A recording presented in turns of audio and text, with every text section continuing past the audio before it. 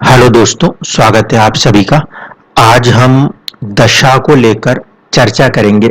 दशा को लेकर तो मेरी खोजबीन चली ही रही है, इसीलिए आज इसके अंदर हम थोड़ा सा डेप्थ में चीजों को देखने का प्रयास करेंगे कि दशाएं किस तरह से हमारे ऊपर रिजल्ट करती हुई नजर आती हैं। तो चलिए शुरुआत करते हैं। एक चुनौती आपको जरूर हो सकती है देखने में, क्योंकि क्या जो ये स्क्रीन रिकॉर्डिंग हो रही है इसमें कुंडली थोड़ी सी छोटी और दशाएं थोड़ी सी नजर आ रही होंगी, क्योंकि इसको स्लाइड मोड पे ना करके कंप्लीट स्क्रीन को ही रिकॉर्ड कर रहा हूं, इसलिए ये परेशानी थोड़ी सी महसूस आपको हो रही होगी। उसके लिए क्षमा चाहूंगा।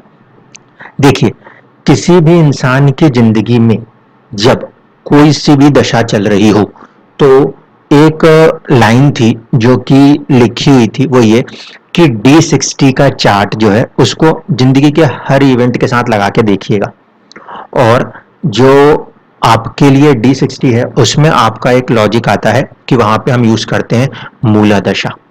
ठीक। अब प्रॉब्लम क्या है?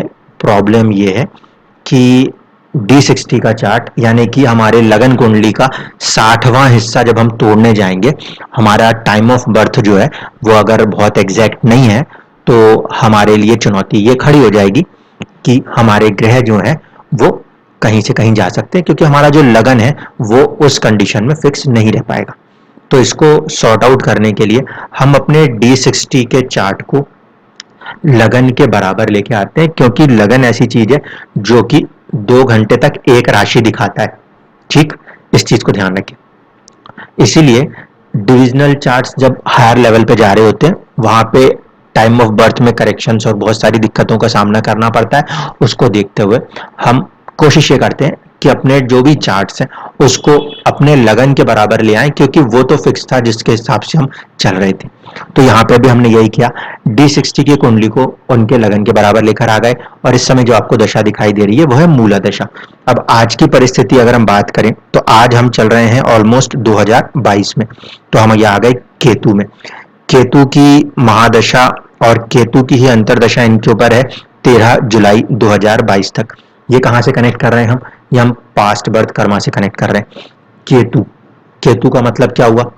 कहीं ना कहीं पितृ, कहीं ना कहीं फोर फादर्स या फिर ऋषि मुनि। ठीक है। जो कि चीजों से थोड़ा सा दूर हटाने का काम करते हैं, सेपरेटिस्ट नेचर के ग्रह हैं। एक चीज ये दिखाई देती है, जब मैं इस कुंडली को उनके लगन के कुंडली के बराबर कर देता हूं तो मैं ये देखता हूं कि इनके D60 चार्ट में केतु थर्ड हाउस में बैठे हुए हैं। थर्ड हाउस जो है वो होता है हाउस ऑफ कम्युनिकेशन। तो जो पास्ट बर्थ की दशा चल रही है केतु में, केतु ये बता रहे हैं कि जनवरी 2022 से 20 जनवरी 2022 से लेकर तकरीबन तकरीबन इनके ऊपर 13 जुलाई 2022 तक कुछ चुनौतियां किसमें देखने को मिल सकती हैं? थर्ड हाउस में। अब थर्ड हाउस क्या है? थर्ड हाउस है छोटी यात्राएं, कम्युनिकेशन। ठीक है। टेक्नोलॉजी वाली राशि वहां पे आई है 11 नंबर की, तो कई बार बात करने जा रहे हैं, कभी लिंक नहीं बैठ रहा, कभी सामने वाला टाइम नहीं दे रहा, मतलब कोई ना कोई अननोन, क्योंकि राहु केतु जैसी चीजें है ना, अननोन चीजें साथ उनके हमेशा काम कर रही हैं। यानी कि जहां कहीं भी वो अपने आप को कम्युनिकेशन किसी भी तरीके से करने की कोशिश कर रहे हैं वहां पे वो भी नहीं समझ पा रहे कि आखिर क्या हो रहा है, कम्युनिकेशन कहीं ना कहीं फेल हो रहा है। तो ये हमें दिखा रहा है D60 का चार्ट और उससे चल रही दशा। अब हम आते हैं जो हमारे इस पर्टिकुलर जन्म की दशाएं बनती हैं उसको लेकर। तो उसमें जब हम आएंगे उस कंडीशन में जो महादशा हम देखें उसमें इनकी दशा चल रही है मंगल की। अब यहां से हमारी कहानी शुरू होती है कि लगन कुंडली में दशा को किस तरह से चेक करना होगा। अब पहले लगन कुंडली में आइए। लगन कुंडली में मंगल जो है, पहले तो ये समझ लीजिए मंगल कैसा ग्रह है। मंगल जो है वो क्रूर ग्रहचर का ग्रह है। क्या देता है? पैशन देता है, एंगर देता है, एग्रेशन देता है। ये ग्रह की क्वालिटी है। तो मंगल की दशा चल रही है तो क्या आएगा? पैशन आएगा, एंगर आएगा, एग्रेशन आएगा, यानी कि संघर्ष तो आएगा ही आएगा, क्रूर ग्रह है, पहली चीज। दूसरी बात, इस लगन कुंडली में पहले यह फिक्स कर लिया जाए कि मंगल कारक ग्रह है या अकारक ग्रह है, मतलब वो अच्छा करेंगे कि बुरा करेंगे, दशा में पहला ये फैक्टर देखना पड़ेगा। तो मंगल को देख लीजिए, मंगल जो है वो इस कुंडली के अंदर उनकी मूल त्रिकोण राशि पंचम भाव में आती है। पंचम भाव जो है वो कारक भाव है, इस वजह से देखा जाए तो फिजिकल लेवल ऑफ द कुंडली, लगन कुंडली में मंगल जो है वो क्योंकि पंचम के स्वामी है, इस वजह से अच्छा कर पाएंगे। ठीक है, जो भी त्रिकोण के स्वामी होते हैं उनमें शुभता होती है, लेकिन मंगल इस कुंडली में 12th हाउस के भी लॉर्ड हैं। 12th हाउस न्यूट्रल हो जाता है लेकिन रिजल्ट तो करेगा, मानसिक परेशानियां तो देगा। ठीक है, तो मंगल की दशा, क्योंकि मंगल 12th हाउस का लॉर्ड है इसलिए मानसिक परेशानियां देगा, और पंचम का क्योंकि स्वामी हो रहा है, 5th हाउस जो है वो कहीं ना कहीं पूर्व जन्म के कुछ कर्मों के रिजल्ट्स को भी दर्शाता है, और एक त्रिकोण भाव होने के कारण एक पॉजिटिव चीजों को भी आगे बढ़ाने की कोशिश करता हुआ नजर आता है। अब दूसरी चीज, केतु जिसे कि को रूलर माना जाता है 8 नंबर राशि का, वो 12वें भाव में बैठे हैं। इसका मतलब है कि मंगल के ऊपर उसके राशि में बैठे हुए ग्रह केतु का भी एक प्रभाव है, इसीलिए केतु का जो रिजल्ट है उसे भी मंगल को कहीं ना कहीं करना है। हम देख पा रहे हैं पीछे वाले उसमें हम जो दशा ले रहे थे वो केतु की थी, और इसमें मंगल की राशि में वो बैठे हुए हैं, तो मंगल उसका भी प्रभाव अपने साथ साथ दे रहे हैं। ये चीजें हो गई, यानी कि पृथकतावाद। पृथकतावाद किस चीज से? अब जहां ग्रह बैठा है वहां से पृथकतावाद। तो ग्रह बैठा है 11th हाउस में, ऐसे सिचुएशन में 11th हाउस का मतलब है गेन्स में कुछ कमी आ गई हो। 11th हाउस हमारी अर्निंग्स का होता है, तो हमारे अर्निंग्स से लेकर हमारे को इस दशा में कुछ चुनौतियां देखने को मिल सकती हैं। ये एक रफ इशारा बन रहा है मंगल को प्लेसमेंट देखते हुए। अब इसको थोड़ा और डिफाइन करने के लिए देख लीजिए, मंगल जो है वो बैठे हैं इनके राहु के नक्षत्र में, स्वाति नक्षत्र में, और राहु और जिस राशि में मंगल बैठे हैं शुक्र की राशि है, वहां पर अगर देखा जाए तो शुक्र और राहु के बीच का जो संबंध है वो षडाष्टक संबंध है 6-8, इसीलिए मंगल की जो दशा रहने वाली है वो परेशानी देने वाली है। यानी कि हम इस बात को समझ गए, पंचम का स्वामी अच्छा करना चाहता था, लेकिन मंगल ने जिस नक्षत्र को चुना वो और उस राशि का स्वामी, यानी नक्षत्र का स्वामी और राशि का स्वामी ऐसे बैठे जो कि अड़चने बाधाएं लगा रहे हैं, इसीलिए पंचम का स्वामी होने के बाद भी मंगल यहाँ पे उस लेवल पे रिजल्ट नहीं कर पा रहे पॉजिटिवली जितना कि उन्हें करना चाहिए था। ठीक, अब समझिए, मंगल की दशा को देखने के लिए हमने ये पूरी स्टडी अभी लगन से करी है। इसके साथ एक इंपॉर्टेंट फैक्टर यह है कि मंगल यहाँ उच्च के शनि के साथ बैठे हुए नजर आते हैं। अब उच्च के शनि के साथ बैठने से क्या हुआ, जब शनि का तत्व बढ़ा यानी कि डिले, तो मंगल अपने साथ जिसको लेके बैठा है वो उसको अपने साथ क्या पास ऑन कर रहा है, देरी से, डिले पास ऑन कर रहा है। ठीक है, तो शनि का यहाँ उच्च हो जाना, और इस लगन कुंडली में शनि कोई कारक नहीं है, लेकिन इस लगन कुंडली में शनि सेकंड हाउस, किसके, धन के भाव के रक्षक या स्वामी कहे जा सकते हैं, उसका उच्च होना ये भी दर्शाता था कि जिंदगी में कहीं ना कहीं उनको बढ़ा हुआ धन भी मिलना चाहिए। दो फॉर्मेशन समझ में आती है। तो इस हिसाब से देखा जाए तो 5th हाउस का लॉर्ड सेकंड हाउस के लॉर्ड के साथ एक रिलेशन बना रहा है, ठीक, जो कि कोशिश ये करे कि थोड़ी सी आमदनी में कुछ बढ़त देखने को मिले, लेकिन अभी ये सिर्फ एक साइड की पिक्चर है कि ये बढ़त देखने को मिले। ठीक, अब इसको लेके चलिए, जो चीज हम लगन कुंडली से देख रहे हैं उसको सूर्य कुंडली और चंद्र कुंडली से भी देखना है। तो अब सेकंड हम लेंगे सूर्य कुंडली। सूर्य कुंडली अगर मैं बना लूं, ठीक है, इसको आप ऐसे ही मान सकते हो जैसे कि सुदर्शन चक्र को देखा जाता है। अब आप सूर्य कुंडली पे आ जाओ। सूर्य कुंडली आपको बता रही है कि जब मंगल की दशा चल रही हो तो वो किसी न किसी तरीके से सूर्य पे, आत्मा पे, सम्मान पे, आत्मसम्मान, सूर्य पे कुछ ऐसा इंपैक्ट करता हुआ नजर आएगा जो कि 10th हाउस, स्टेटस या किसी तरीके से प्रोफेशन को इंपैक्ट कर रहा होगा। सवाल ये कि सूर्य से जब देखें तो मंगल चौथे भाव के स्वामी है, केंद्र का स्वामी होना न्यूट्रल करता है, लेकिन 11th हाउस का स्वामी जो है उसको भी मैंने कहा था उसको पॉजिटिव वे में नहीं लिया जाता। ठीक है, इस कारण से सूर्य की तरफ से देखें तो मंगल की जो चलना है वो थोड़ा सा न्यूट्रल या नेगेटिव सा माना जा सकता है, यानी कि आत्मा इस समय परेशान रहेगी, ये कहा जा सकता है। कारण सीधा सा ही है कि इस कंडीशन में मंगल केंद्र के स्वामी तो हैं लेकिन किसी त्रिकोण के स्वामी नहीं है, इस वजह से। दूसरी चीज, अब आप इस चीज को चंद्रमा से देखो कि मन से क्या ये स्थिति बन सकती है, तो मन से अगर स्थिति बनाई जाए तो कुंडली में मंगल जो है वो तीसरे भाव में बैठे हैं, पराक्रम की मांग करेंगे और वो स्वामी है चौथे घर के और साथ साथ नौवे घर के। चौथे घर से 12वें बैठे हैं, चौथा घर जो है वो मन की खुशियों को दर्शाता है। तो चंद्रमा से जब हम बात कर रहे हैं तो ये दशा मन को थोड़ा सा परेशान करने वाली है, क्योंकि चौथे से 12वें जाके बैठी है और उच्च के शनि के साथ बैठी है, जो कि जहां चंद्रमा जिस लगन को लेके चल रहे हैं उस लगन से शनि जो है वो छठे संघर्ष के भी स्वामी बनते हैं, क्योंकि वो 7वें के स्वामी है, तो पद प्राप्ति के लिए भी ले जाने का प्रयास कर सकते हैं। इतनी बात आपको समझ में आनी चाहिए। अब हम अंदर की दशाओं में एंटर होते हैं और फिर ऑब्जर्व करते हैं कि दशाएं आगे कैसे काम कर रही हैं। इन तीनों को देख लेने के बाद मैं फिर से इसको दोबारा लगन कुंडली के ऊपर ही लेके आ रहा हूं। अब बात आती है स्ट्रेंथ ऑफ द प्लेनेट पे, कि मंगल का जो रिजल्ट है वो कितनी तीव्रता से देखा जा सकता है। इसको देखने के दो तरीके होंगे। पहला कि ग्रह में खुद में बल है, तो हम देखें कि मंगल 132 दिखा रहा है, 100 चाहिए कम से कम, सफिशियंट है दिखा पाने में।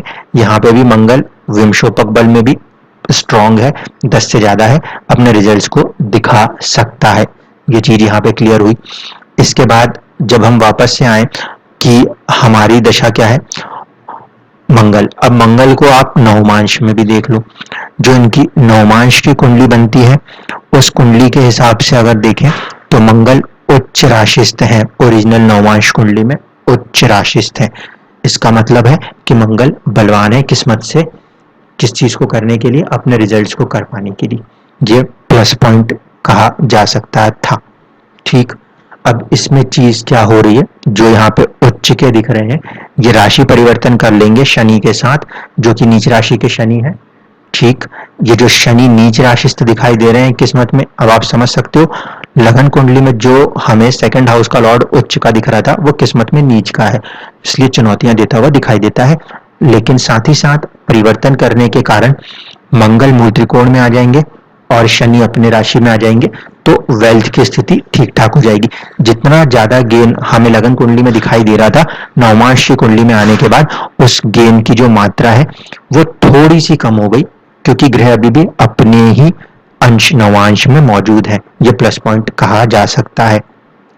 अब इस चीज को आप इनके लगन कुंडली के बराबर लेकर आओ और फिर देखो कि इम्पैक्ट किस एरिया में इस दशा का होता हुआ नजर आ सकता है। तो अब मैंने इनका जो नवमांश है उसको भी इनके लगन कुंडली के तुल्य कर दिया। तो मंगल की जो दशा चल रही है वो एक तरफ अर्निंग्स को लेके कुछ इंपैक्ट कर रही थी किस्मत से, वो या तो इनकी सेविंग्स को बढ़ा रही है या फिर वो कहीं ना कहीं सेविंग्स को लेकर कुछ चुनौतियां देती हुई नजर आती हैं।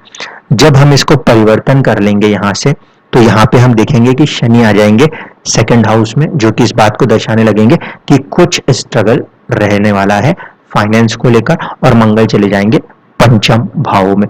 पंचम भाव का मतलब क्या हुआ, पंचम भाव का मतलब हुआ कि सबॉर्डिनेट्स से या तो कुछ चुनौतियां देखने को मिल जाएंगी, या फिर आपको जो स्किल्स है उसमें कहीं ना कहीं, क्योंकि फिफ्थ हाउस है, फिफ्थ हाउस नेचुरल स्किल है जिसको कि ट्रेंड करना पड़ता हो, तो कुछ नई चीजों को सिखाने का ये मंगल इन्हें प्रयास करता हुआ नजर आ सकता है। मंगल संबंध बनाएगा शुक्र के साथ, ये इंपॉर्टेंट स्टेटमेंट है।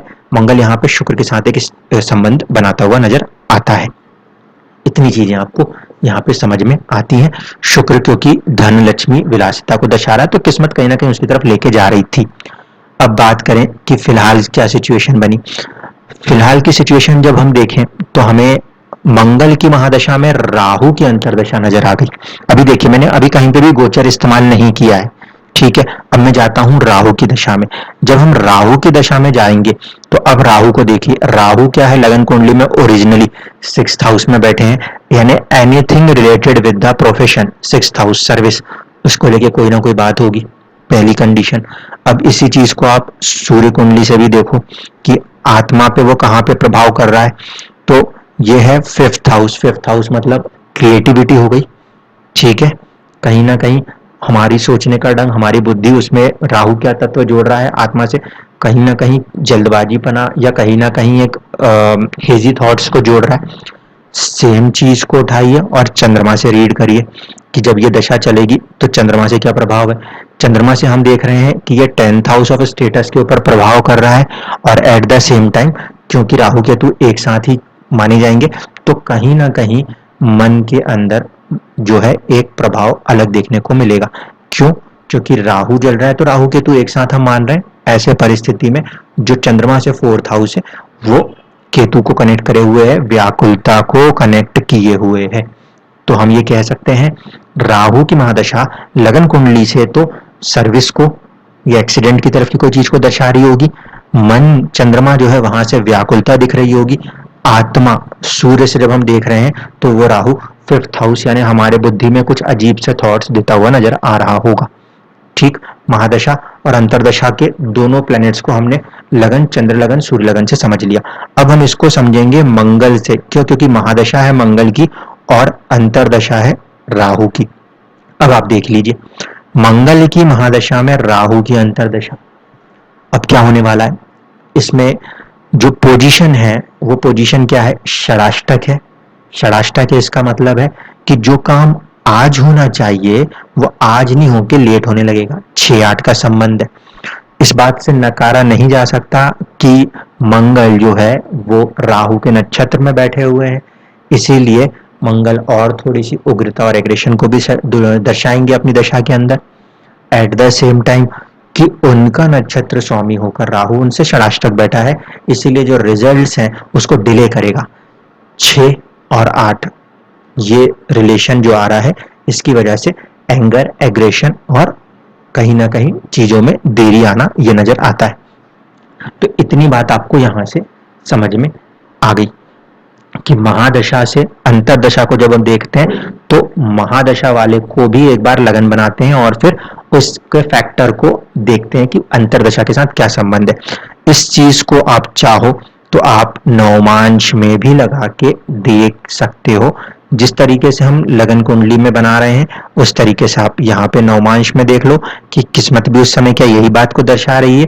देखिए, लगन कुंडली से जब हम नवमांश में आए तो मंगल को केंद्र में बनाया और राहु इससे फिर छठे में आ गए। अब यहाँ पे राहु अपनी राशि में दिखाई देते हैं 3 नंबर की राशि में, गुरु के साथ है, तो फिर वही वाली चीज है, कहीं ना कहीं थोड़ा बहुत गुरु चंडाल योग जैसा रिजल्ट देखने को मिलता है इस फॉर्मेशन में भी। तो आई होप कि यहाँ तक की चीजें आपको अब समझ में आ गई होंगी। अब इसके बाद हमारे पास तीसरी चीज जो जानी है उस चीज पे हम चलें कि राहु की दशा के अंदर अभी की परिस्थिति क्या है। तो अभी की जो परिस्थिति है वो हम चल रहे हैं मई से लेकर ऑलमोस्ट जुलाई तक, इनके ऊपर शनि की प्रत्यंतर दशा रहने वाली है।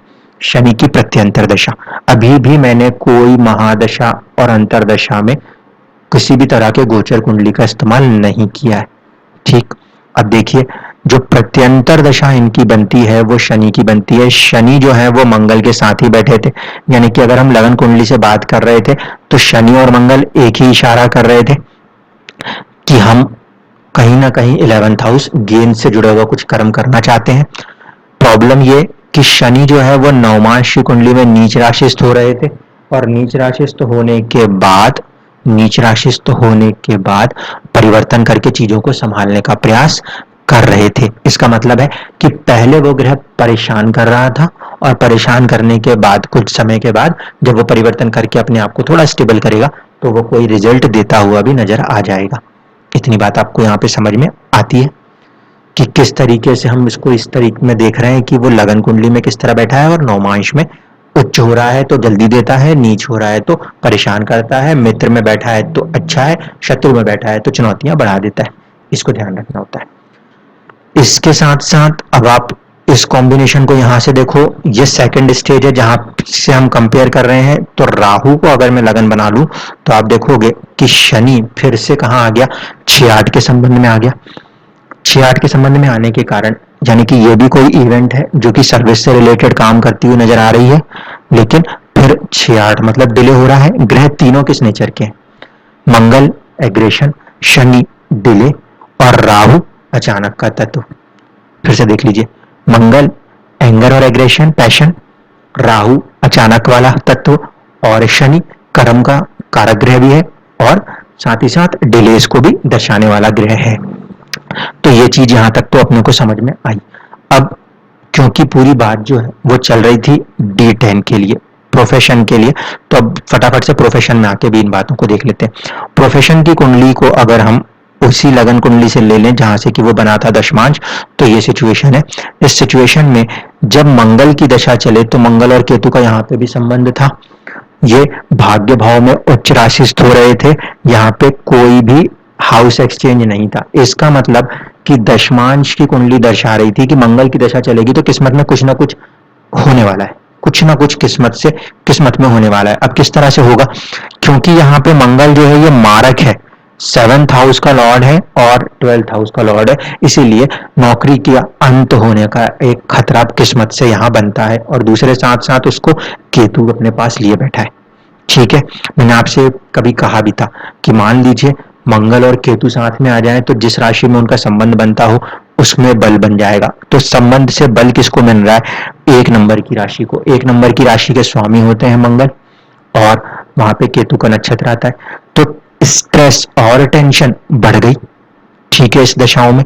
दूसरा, मंगल की महादशा के बाद आप राहु की अंतरदशा में जब हम आएंगे तो यहां हम देख रहे हैं एक दूसरे के सामने बैठे हैं, एक दूसरे के सामने बैठे हैं यानी कि कहीं पे भी हम उसकी पोजीशन देख रहे थे तो वो फ्रेंडली नहीं थे, 4 घर आगे पीछे नहीं थे, वो एनिमी थे। और एनिमी होने के कारण दशा परेशान कर रही थी, प्रोफेशन के अंदर खासकर परेशान कर रही थी। ये दूसरी चीज भी हमने देख ली।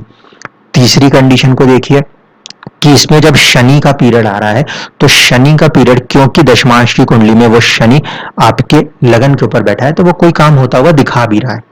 तो यहां तक की चीजें थी। ये रीजन रहा कि मैंने आपसे बोला था कि जो मई के बाद का पीरियड है उसमें कहीं आपको इवेंट्स के रिजल्ट होते हुए नजर आएंगे, लेकिन सारे ही ग्रह जो थे वो 6-8 के संबंधों से चल रहे थे, इसलिए परेशानियां नजर आ रही थी। जो D10 का चार्ट है वहां पे वो 6-8 के संबंध में तो नहीं है, लेकिन उसके बावजूद भी क्योंकि परेशान करना है, divisional chart, individual divisional chart में आप इस चीज को अच्छे से देख पा रहे हो। मंगल की दशा और वो मारक हो रहा है, क्यों? क्योंकि वो आ रहा है आपके लिए 7th हाउस और 12th का लॉर्ड, इसलिए वो परेशान करेगा ही करेगा, तो वो करता हुआ नजर आता है। जहां तक चीजें आपको बिल्कुल क्लियर हो गई। राहु जो है इस लगन के अंदर कोई बुरा नहीं है, तीसरे भाव में है, यानी कि वो परिवर्तन भी दिखाता है। तो प्रोफेशन के अंदर किसी तरीके का चेंज होना ये इसने दर्शा दिया। साथ ही साथ बात थी शनि की, वो D10 के चार्ट में लगन पे बैठा था, इसलिए वो चीजों को करने की कोशिश कर जाएगा। अब अगर मैं इस लगन कुंडली को आपके ओरिजिनल लगन कुंडली के बराबर ले आऊं तो देखिएगा परिस्थितियां क्या बनती हैं। जब ओरिजिनल लगन कुंडली के बराबर इस कुंडली को लेकर आता हूं तो सिचुएशन कुछ ऐसी थी। मंगल और केतु 2nd हाउस में आ रहे हैं D10 के चार्ट में, यानी कि कहीं ना कहीं साथ में जो आपके रिसोर्सेस हैं उससे कुछ चुनौतियां आएंगी। शनि जो है वो 6ठे में गया, संघर्ष में आया। राहु जो है वो 8वें में आया, 8वां सॉर्ट ऑफ रिटायरमेंट दिखाता है, इसीलिए राहु के इस पीरियड में एक जॉब का जाना तय हो गया। शनि जो है वो 6ठे में बैठे हुए हैं मित्र राशि के, तो वो कोशिश करेंगे कोई दूसरी जॉब को लेके आ जाने के लिए, तो इसीलिए आपने कोशिशें करी। जो केतु में केतु चले आ रहा था वो कम्युनिकेशन फेल कर रहा था, इसीलिए ऑफर्स आने के बाद भी वो ऑफर किसी न किसी तरीके से लटक झटक जाया करते थे। चीजें हाथ में आते आते हमेशा रुक रही थी, क्यों? क्योंकि 3rd हाउस कम्युनिकेशन किसी न किसी तरीके से रुक रहा था। कभी लोग मिल नहीं पा रहे, कभी कहीं घूमने जा रहे, कभी कुछ हो रहा, कभी कुछ हो रहा। जो एक स्टेप एक दिन में हो जाना चाहिए वो एक स्टेप को 15 दिन में कैसे खींचा जा सकता है, इसका आप केतु से उदाहरण समझ सकते हैं। ठीक है, इसके बाद अब आप देख लीजिए कि अब सूक्ष्म और प्राण की तरफ चली जाएगी कहानी। तो जो सूक्ष्म दशा है उसको अगर देखें ओरिजिनल लगन कुंडली से, तो आपके ओरिजिनल लगन कुंडली में 10th हाउस के जो मालिक हैं वो हो रहे हैं आपके बुध, पहला। दूसरा होता है कि आप इसको देखो चंद्रमा से भी, जो लॉजिकल रूल कहता है वो ये है कि सूर्य से भी, चंद्रमा से भी और लगन से भी। तो चंद्रमा से हो रहा है शुक्र, सूर्य से 10वां देख लीजिए, सूर्य से 10वां जो होगा वो हो जाएगा आपके लिए शुक्र। तो शुक्र 2 बार आया है, बुध 1 बार आया है। अब इस शनि की दशा के अंदर हमें यह देखना है कि शुक्र की कोई दशा बन जाए आसपास, या बुध की दशा बनती हो। तो 30 मई से लेकर 8 जून के बीच में बुध की दशा बनती थी, जो कि लगन से उस काम को कराने की कोशिश कर सकती थी। उससे ज्यादा स्ट्रांग था वीनस। तो वीनस जो है वो 12 जून से 22 जून के बीच में बनता हुआ दिखाई देता था। ठीक है, ये चीजें जो हैं ये इस बात को बता रही हैं कि इस पीरियड के बीच में आपका कोई काम बनना चाहिए। एक चीज, अब इनसे हमने कनेक्शन देख लिया, क्योंकि आपने हमेशा एक लॉजिक को पढ़ा समझा है। वो ये कहता है कि जब कभी भी आप किसी चीज को देखो, प्रोफेशन को देखो या इन चीजों को देखो, तो चंद्रमा से दशम को देखो, सूर्य से दशम को देखो, और साथ ही साथ लगन से दशम को देखो। तो यहाँ पे हम इस तथ्य पे आए।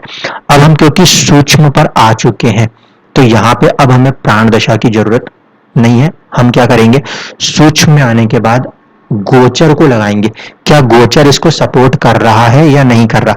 12 जून 2022 से लेकर 22 जून 2022 को, अब देखिए, अब हम ट्रांजिट की तरफ जाएंगे। ट्रांजिट को जब हम लगाते हैं, मान लीजिए कि आज है इनका 22 जून, तो ये 22 जून के पीरियड को लगाया, मॉर्निंग 8 AM से ले लेते हैं और शो द ट्रांजिट कैलकुलेशन। तो इस ट्रांजिट में हम देख रहे हैं कि वीनस और मर्क्यूरी एक साथ आ रहे हैं और 2 नंबर की राशि में आ रहे हैं। ये 2 नंबर की राशि में अगर आ रहे हैं, तो जो आपकी चंद्र कुंडली थी, चंद्र कुंडली, ये इससे 10th हाउस में ये संबंध बन रहा था। ठीक है, जो आपकी सूर्य कुंडली थी ओरिजिनल वाली, उससे अगर देखिए तो आपका ये संबंध अभी कहां पे जा रहा है, पंचम भाव में आ रहा है। यहां तक भी ठीक है। जो आपकी लगन कुंडली है, 9 नंबर की कुंडली, इससे भी देख लीजिए, तो लगन की कुंडली में ये छठे भाव को लेकर चल रहे हैं। तो इससे कहीं ना कहीं इन पीरियड्स में ये चीजें कुछ हद तक बनती हुई सी दिखाई देती थी। ठीक, एक चीज। अब इसके पीछे आते हैं, अब चलते हैं हम आपके जो अष्टक वर्ग देखना है कि अष्टक वर्ग में क्या सिचुएशन है। शुक्र को आप देख लीजिए 2 नंबर की राशि में है, जिससे हम रिजल्ट की उम्मीद कर रहे हैं। और जब हम आपके अष्टक वर्ग में जाएं, तो अष्टक वर्ग के अंदर आपके जो शुक्र हैं वो 2 नंबर की राशि कहां पर आएगी, आपके छठे भाव में आएगी। छठे भाव में आपका जो शुक्र है वो कमजोर पड़ रहा है, 2 नंबर लेके आ रहा है। कितना चाहिए, कम से कम 4 चाहिए। इस वजह से यहाँ पे ये जो रिजल्ट ज्वाइनिंग का बन जाना चाहिए था, ये बनता हुआ नहीं नजर आया। ठीक है, आई होप कि अब आप चीजों को थोड़ा सा क्लोजली समझ पा रहे होंगे। जब मैंने 3 दशाएं पार करी, उसके बाद चौथी दशा पे आके मैंने गोचर लगाया है कि वहां पे वो रिजल्ट बनते बनते क्यों रुक रहा है। ठीक है, अब इसके बाद इसी दशा में जब आगे आप बढ़ोगे, तो अभी भी इतना तो तय है कि मंगल में राहु और राहु में शनि जो है वो आपको रिजल्ट करने की कोशिश करेंगे। तो इसमें ये शुक्र की दशा रिजल्ट नहीं करा पाई। अब इसके बाद कौन सी दशाएं हो सकती हैं जो रिजल्ट करा सके। ठीक, तो आगे जो रिजल्ट हो सकता है मुमकिन, वो हो सकता है किस कंडीशन में। वापस से आ जाते हैं हम D10 के अंदर। D10 का लगन कुंडली बना के देख लीजिए, ये बन गई D10 की लगन कुंडली। D10 की लगन कुंडली में जो आपका 10th लॉर्ड है वो शनि खुद है, तो ये हो गया। अब इसके अंदर आपके पास जो ड्यूरेशन बन सकता है वो ये समझ लीजिए कि इस 10th को प्रभावित कौन कौन कर रहा है, शनि खुद, दूसरे तौर पे मंगल और केतु, क्योंकि ये भी आएंगे बीच में, तो किस्मत वाला काम होगा। ठीक, और 10th से 10th चंद्रमा और सूर्य। तो आपके ऊपर इस समय सूर्य की दशा चल रही है जो 25 जून तक है। सूर्य को भी मैं बहुत ज्यादा उसमें सपोर्ट नहीं मान रहा। कारण क्या, सूर्य को इसलिए इतना ज्यादा सपोर्ट में नहीं मान सकता कि इस कुंडली में सूर्य लगन कुंडली में अष्टम के स्वामी बने बैठे, जबकि वहां पे चंद्रमा मौजूद है। 8वां घर क्या बताता है, परिवर्तन बताता है, ट्रांसफॉर्मेशन बताता है। तो चंद्रमा जो यहाँ पे बैठे हुए हैं वो तो सप्तमेश है ना, 7th हाउस का काम है चीजों को देना, पद प्राप्तियां हो या ऐसी चीजें हो केंद्र में। तो हम इसमें जो चंद्रमा का पीरियड है उसको लेंगे, यानी कि 25 जून से लेकर 1 जुलाई के बीच का जो पीरियड है, हम इसको थोड़ा सा पॉजिटिव वे में मानेंगे कि ये प्रभावित कर रहा है। यहाँ पे ये जरूर आपको नीच राशिस्थ दिख रहे हैं, लेकिन इसका स्वामी उच्च राशिस्थ है, इसलिए उसका नीच भंग को माना जा सकता है। साथ ही साथ जुपिटर जो है वो भी आपको रिजल्ट दे सकता था। अब इसी चीज को वापस से आप अपने गोचर में लगा के देख सकते हो। जो हम दशा में कैलकुलेट कर रहे हैं उस पीरियड में जाकर आप 25 जून से लेकर 1 जुलाई के बीच चंद्रमा को कनेक्ट कर सकते हो। ठीक है, ट्रांजिट में आप चले जाओ। अगर मान लीजिए मैं 25 की जगह 26 लगा दूं, तो यहाँ पे आपको जो चंद्रमा है वो उच्च के दिखाई दे रहे हैं 2 नंबर की राशि में। ठीक है, 2 नंबर की राशि में अगर चंद्रमा बन रहे हैं तो ये आपके कहीं ना कहीं चंद्र कुंडली से पॉजिटिव बन रहे हैं। ठीक, सूर्य कुंडली से देखा जाए तो भी पॉजिटिव कहा जाएगा। और इसमें 2 नंबर की राशि में जब चंद्रमा आते हैं तो उनको कितना वहां पे अष्टक वर्ग बल मिलता है ये देख लीजिए। चंद्रमा अगर 2 नंबर की राशि में आएंगे तो भी बहुत ज्यादा पॉजिटिव नहीं है। इसका मतलब है कि ये जो 25-26 को हम देख रहे हैं ये इतने ज्यादा पॉजिटिव नहीं है। अब आपको 1-2 दिन के बाद, क्योंकि 5 पॉइंट यहाँ मिल रहे हैं, तो वहां कहीं पे जाके आपको रिजल्ट बनते हुए दिखाई दे सकते हैं। यानी मैं 25 और 26 की जगह अब यहाँ पे अपने प्रिडिक्शन को 28 तक 2 दिन आगे लेके चला जाऊंगा। तो इस तरीके से हम किसी इवेंट को प्रिडिक्ट करने के लिए दशा का इस्तेमाल करते हैं। जिस तरीके से ये चीज यहाँ बनती हुई नजर आ रही है, क्योंकि मंगल शनि राहु ये फॉर्मेशन है, षडाष्टक फॉर्मेशन है, चीजें देर से बननी थी इसलिए चीजें देर से ही बन रही हैं। और तकरीबन तकरीबन आपको जुलाई आते आते पर वो रिजल्ट देखने को मिलना चाहिए। इस तरीके से कभी भी दशाओं और गोचरों का इस्तेमाल करते हैं। मुझे उम्मीद है कि अब आप लोगों को समझ में आया होगा कि जब भी किसी गोचर कुंडली के बारे में हम चर्चा करते हैं तो वो गोचर हमें तब लगाना है जब हम उसको लास्ट के कुछ स्टेजेस में आके देखना चाह रहे हैं कि हमारे ऊपर आज ये दशा चल रही है उसमें क्या वो इवेंट को काम करा सकते हैं, अन्यथा नहीं। महादशा, प्रत्यंतर दशा, इनके ऊपर भी बड़े ग्रहों के गोचर काम करते हैं। छोटे ग्रहों के गोचर जो महीने भर में बदल जाया करते हो, ऐसे ग्रहों के गोचरों को लगाने के लिए तकरीबन तकरीबन प्रत्यंतर दशा, सूक्ष्म अंतर दशा की तरफ जाना जरूरी होता है। धन्यवाद।